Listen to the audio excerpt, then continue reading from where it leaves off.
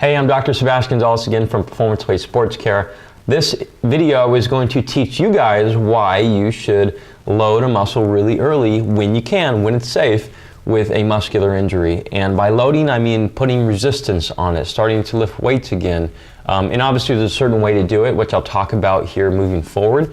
But it's really, really important to not rest excessively. Resting for a little bit is okay, but I would say probably beyond with about 3-4 days with most injuries is kind of getting too much. So if you have a friend who has been resting something for 3 months now, perhaps you should send this video over to them, especially if they've had a calf injury, a quad one, a hip one. This one's not necessarily so much for backs, but if they've had an injury like this, I'm hoping this will educate you guys enough to where you start to become motivated to become physical again. Because there really is a scientific reason for loading muscles again. So enjoy the video, here we go. I'm gonna show it all on paper. Now considering loading, I actually draw this example for a lot of my people. When they come in, I want them to understand the importance of actually loading muscle. And you have to do it to stimulate certain types of cells. Now, striated muscle, or let's just think of a piece of steak.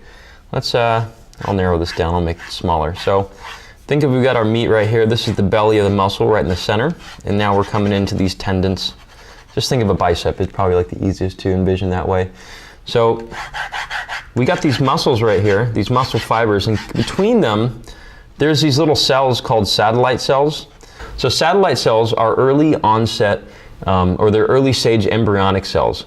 So what happens when we have cellular development is we start with this early type of cell, and eventually it becomes these different types of cells.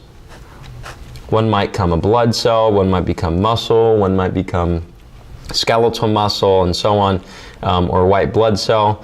But there's kind of divisions all along the way, and they kind of break down into these different parts, so they can become certain things. And these muscles, or these cells right here, again called satellite cells, are early stage, kind of up here, muscle cells. So they want to become muscle.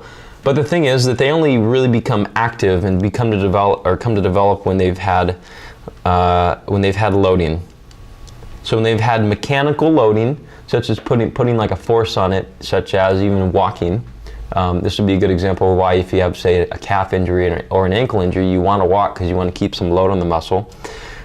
So loading the muscle will get these satellite cells to start to propagate they'll start to actually multiply and become muscle. So they'll start to grow and fill in these voids. If you have like a muscle tear, they'll start to kind of come into this area and form a new muscle again. So now you can start to use this muscle, and so your injuries then go away. So mechanical loading is really, really important. If you don't do it early and often, then I think you're missing the boat on rehab. Now you might wonder which types of muscular contractions are going to be the safest ones to do. Isometric is kind of the most safe one you can do, at least early on, and then you can go into concentric, obviously I can't spell and write at the same time, and then eccentric, and then you can increase the speed. Increasing speed usually creates more damage, not necessarily bad damage, but it really challenges the muscle a little bit more because the yanking effect or eccentric load on it is a little bit higher. Eccentric load is a lengthening contraction.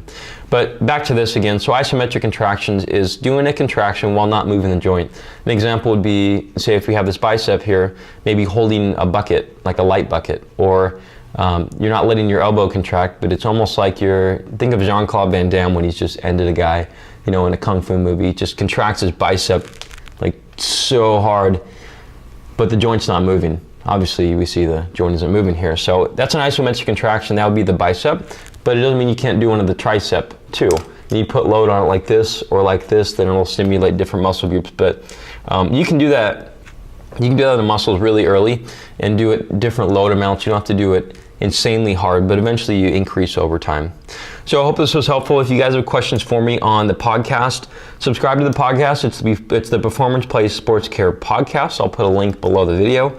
And you can actually submit your questions to me. to answer on air for everyone to learn from. By doing that, you are actually to get to that, just go into the P2 Sports Care website, and there should be a voicemail button right there.